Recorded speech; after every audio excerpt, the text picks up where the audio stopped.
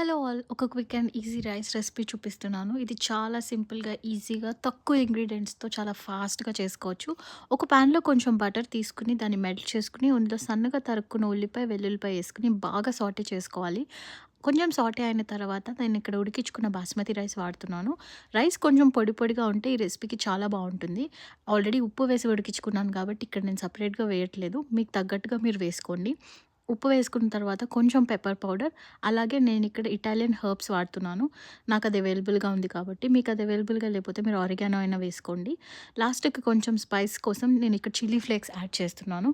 అంతే, ఈ రెసిపీకి పెద్దగా ఏమీ అక్కర్లేదు. మీ టేస్ట్‌కి తగ్గట్టు అన్నీ అడ్జస్ట్ చేసుకొని మీరు వాడుకోవడమే. లాస్ట్‌కి కొంచెం కొత్తిమీర కూడా వేసి పైనుంచి కొంచెం బటర్‌ని మెల్ట్ చేసుకొని, నాకు కొంచెం సీజనింగ్ అటు ఇటు అనిపిచ్చింది. సో, నేను నాకు కావాల్సినట్టు మళ్ళీ యాడ్ చేసుకొని, దీన్ని నేను బ్రోకలీతో సర్వ్ చేశాను.